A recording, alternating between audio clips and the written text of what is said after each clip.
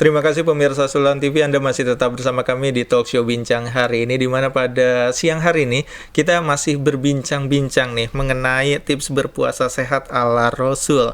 Dan kita masih bersama dengan Pak Kiai Haji Sulaiman Effendi selaku Presidium Forum Silaturahmi Pondok Pesantren atau FSPP.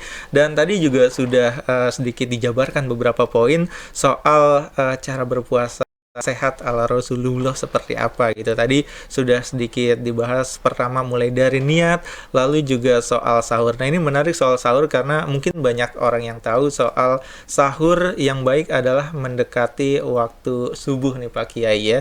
Tapi banyak orang yang nggak tahu sebenarnya patokan mendekati itu kapan gitu, karena banyak orang yang ngerasa waduh kalau terlalu mendekati subuh takutnya buru-buru, terus juga makannya nggak tenang, justru nggak sehat nih.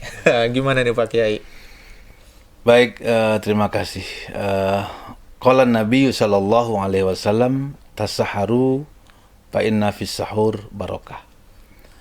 Artinya makan sahurlah kalian, karena dalam makan sahur itu ada berkah, ada keberkahan, ada manfaat yang banyak. Ada sebagian anak-anak muda mengatakan ketika dibangunkan sahur, saya nggak perlu sahur karena cukup kuat. Itu alasan yang tidak berlandaskan syarak. Sahur itu perintah Rasul. Artinya setiap perintah itu akan ada hikmahnya. Maka sahur itu di antara hikmahnya adalah menguatkan badan kita. Yang kedua, untuk mengurangi masyaqqah, mengurangi akibat daripada tidak makan. Karena bagaimanapun perut yang kosong dalam waktu yang lama itu akan berbahaya. Maka sahur itu disyariatkan oleh agama kita untuk menghindari masyaqqah, menghindari bahaya. Kemudian Rasul memerintahkan kepada kita untuk takhir. Afdolnya sahur itu adalah di takhir, artinya di ujung waktu. Di ujung waktu malam, artinya mendekati waktu subuh. Apa ukurannya? Ya sebenarnya ukurannya ya yang penting tidak masuk subuh gitu. Sebelum fajar shodiq terbit, itu patokannya. Tentunya kita tidak mau nabrak subuh, nanti akan mengurangi atau merusak pahala puasa kita. Maka baginda Rasul juga ditanya oleh sahabat, apa ukurannya? Kata baginda Rasul, ya ukurannya cukup engkau membaca kira-kira 50 ayat Al-Quran. 50 ayat Al-Quran dibaca, tentunya ayat-ayat yang pendek-pendek lah. Nah, kira-kira kalau saya hitung-hitung ya 7 menit, paling lama 10 menit. Nah, makanya untuk saat kita sebagai orang Banten ini makan sahur itu jam berapa pasnya? Saya sudah mempraktekkan yang pas itu jam 4. Jam 4 itu pasnya. Nanti kita selesai makan masih ada waktu itu. Kita bisa cuci tangan, bisa bebenah, bisa wudhu. Nah, itu cukup waktunya. Nah, jadi tidak seperti orang-orang tua kita, anggaplah saya dulu ketika belum mondok, ya kebiasaan kita di kampung ya makan sahur saja. Tidak tahu takhir, tidak tahu sunnahnya takhir. Yang penting bangun malam, jam 2, ibu kita masak, kita makan, habis makan kita tidur. Kadang-kadang subuhnya pun akan terlewat. Nah, jadi salah satu hikmahnya, kenapa takhir itu? Hikmahnya adalah yang ketiga, dengan takhir sahur itu, insya Allah kita akan melaksanakan sholat subuh tepat waktunya dan dengan berjamaah di masjid. Nah, ini yang akan berdampaknya kemana-mana. Saya kira begitulah gambaran yang diberikan oleh baginda Rasul yang tercinta sebagai panutan kita. Oke, jadi memang paling amannya sebenarnya yaitu tadi jam 4 gitu. Karena kalau kebiasaan mungkin orang-orang dulu, nggak cuma orang-orang dulu juga sih, masih banyak orang-orang sekarang juga gitu ya, yang kalau menjalani sahur itu kadang-kadang ya sudahlah ya jam 1 gitu. Selesai makan sahur gitu, tidur berharap bisa bangun subuh gitu. Padahal itu justru kurang sehat nih. Kurang sehat. Ya, dan memang menjelang subuh itu lebih baik untuk untuk bersahur dan untuk menunya sendiri sebenarnya. Ini kan banyak yang menilai untuk kondisi di saat Rasulullah ini kan berbeda dengan kondisi kita saat ini gitu. Nah, sebenarnya yang sehat untuk mengonsumsi makanan sahur ini yang seperti apa nih, Pak Kiai? Ya, tentunya kalau kita baca referensi-referensi keterangan-keterangan hadis, itu Nabi mencontohkan kurma. Kurma. Kemudian ditafsir para ahli-ahli hadis, kenapa kurma itu? Karena kurma itu adalah makanan yang gampang dicerna. Oh, oke. Nah, itu yang harus dipahami. Jadi jangan kita makan makanan yang sulit dicerna atau yang mengganggu pencernaan. Oh, itu lebih berbahaya. Makan yang pedas, Iya. makan yang Bersantan, goreng-gorengan, makan yang sangat pedas, nasi goreng, itu akan berpengaruh kepada pencernaan kita dan berpengaruh pada tenggorokan kita. benar. Makanya yang enteng di pencernaan, enteng di perut, enak di perut kita. Iya. Maka para ahli kesehatan menganjurkan kepada kita agar kita sahur itu minumnya air yang hangat. Oh, oke. Jangan minum es. Iya. Dulu saya waktu belum banyak belajar, belum banyak tahu, belum banyak mentelaah kajian-kajian seperti ini, yang saya minum itu es. Oh, iya. Apa yang terjadi? Besok tenggorokan keringnya luar biasa. Kering luar biasa. Yang dimakan apa? Kadang-kadang makan mie, makan nasi goreng. Iya. Besoknya tenggorokan kering, hausnya luar biasa. Kemudian saya baca beberapa referensi, baik itu dari Muslim, bahkan juga dari non-Muslim saya baca juga. Ternyata yang betul itu kita minum air yang hangat. Hangat. Dan saya coba sudah 10 tahun belakangan ini saya sahur itu minumnya air hangat. Apa yang dirasa? Tidak akan merasakan haus ketika melaksanakan ibadah puasa.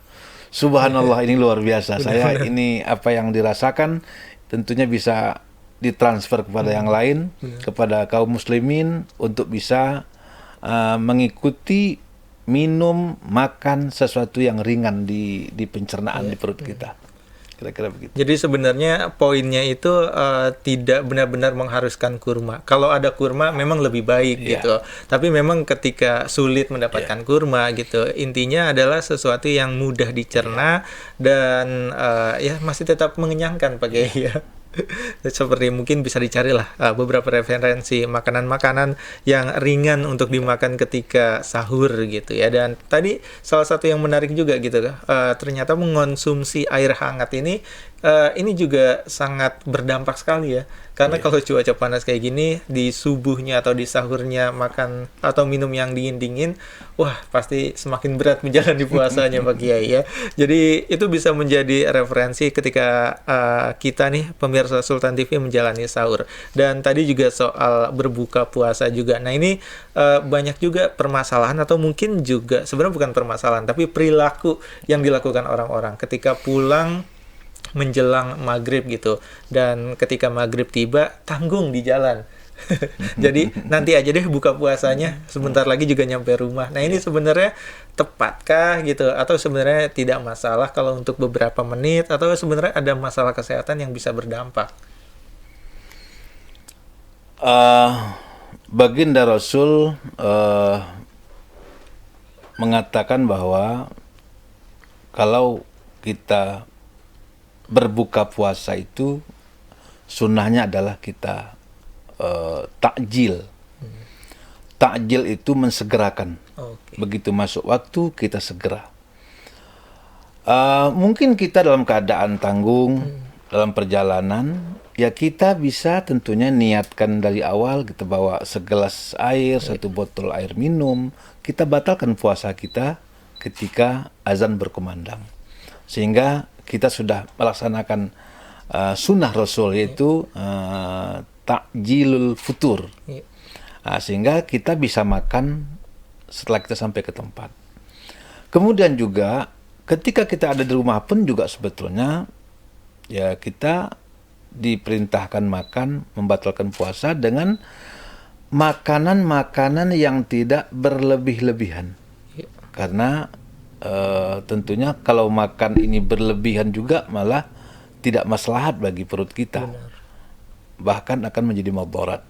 Bisa sakit perut, bisa ngap, bisa ngantuk yang berlebihan karena badan kita tidak kuat untuk mencerna makan yang begitu banyak. Maka kita jangan makan sekaligus. Sebaiknya kita itu makan ditunda dulu.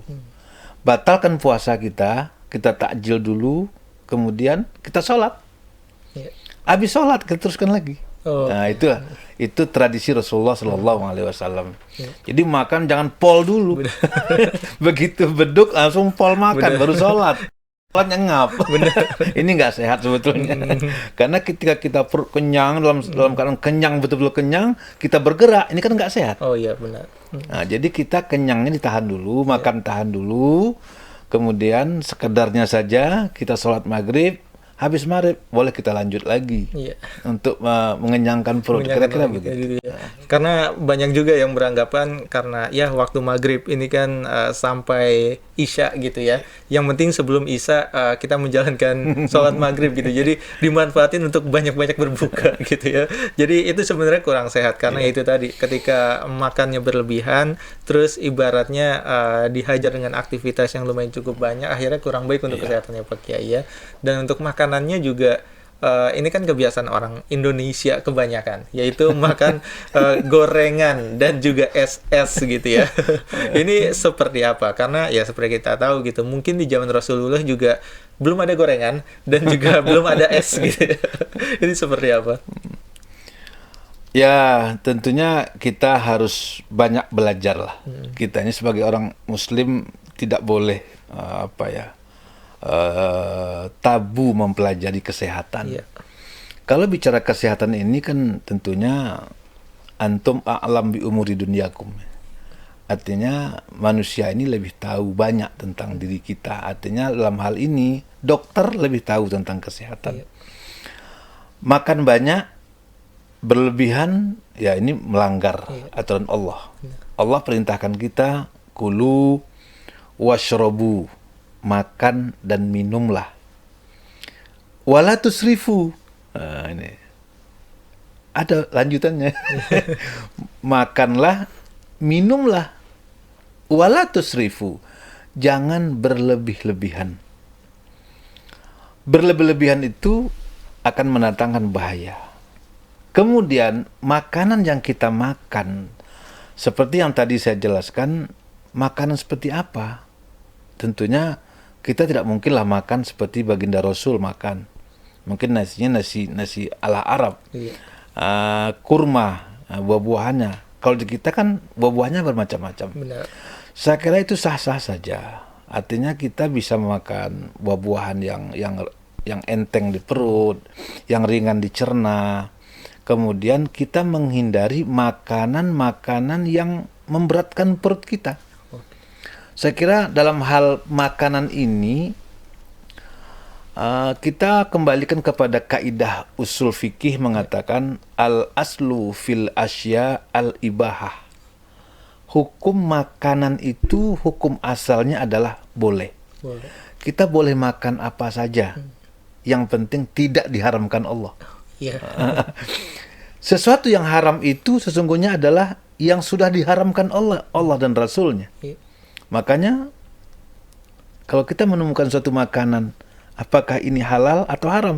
Kembalikan ke hukum asal. Hukum asalnya apa? Halal. Gitu. Bertemu kita binatang, umpamanya kita nggak tahu hukumnya apa. Tanda-tandanya tidak jelas. Nah, kembalikan kepada hukum asal. Al-aslu fil asya al-ibahah. Nah, makanan yang kita makan sekarang itu halal. Tentunya selagi tidak ada sesuatu yang mengharamkan. Benar. Nah, kecuali ada zat yang haram di situ, baru dia menjadi haram. Nah, yang halal ini juga kita seleksi lagi. Nah, mana yang halal tapi betul-betul bermanfaat untuk kesehatan kita. Nah, ada yang halal tapi nggak bermanfaat bagi perut kita. Bahkan bisa membahayakan perut kita, membahayakan pencernaan. Umpamanya sambal yang berlebihan, cabai rawit yang kebanyakan, ini berbahaya. Enak, betul enak, tapi nanti ususnya berbahaya. Ujungnya usus buntu dia. Nah, ini yang harus kita pelajari. Jadi agama ini adalah doktrin yang sempurna sesungguhnya. Tidak bisa kita pelajari sholat ibadah mahdoh saja. Tapi urusan makan yang berkait dengan kesehatan pun harus kita pelajari sebagai muslim. Benar. Untuk apa? Agar apa yang kita cita-citakan, hasanah fid dunya wa hasanah fil akhirah tercapai. Iya. Di dunia hidup enak, baik, sehat, nyaman, sejahtera. Iya. Mati, masuk surga. Masuk surga. Kira-kira itu kuncinya. Benar.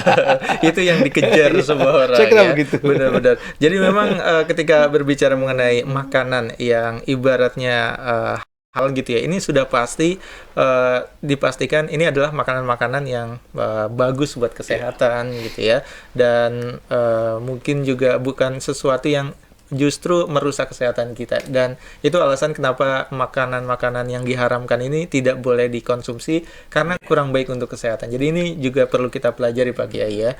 Dan memang seperti yang tadi Pak Kiai bilang gitu, ketika kita belajar agama ini tidak hanya mempelajari soal ibadah saja, tapi juga mempelajari semuanya, mulai dari kesehatan, kehidupan, semuanya juga harus dipelajari. Nah, ini menarik, dan nanti juga bakal kita bahas nih Pak Kiai ya. Dan mungkin juga ini jadi pertanyaan banyak orang juga, apakah semua yang dilakukan oleh Rasulullah ini menjadi sunnah? Salah satunya mungkin juga ketika Rasulullah menjalani ibadah puasa yang yang Rasulullah lakukan ketika menjalani puasa, ini apakah semuanya termasuk sunnah? Nah, ini bakal dijawab juga, termasuk beberapa pertanyaan yang masuk di kanal YouTube kita, Pak Kiai ya. Jadi pastikan Anda bersama kami pemirsa Sultan TV di talk show Bincang Hari Ini Sultan TV.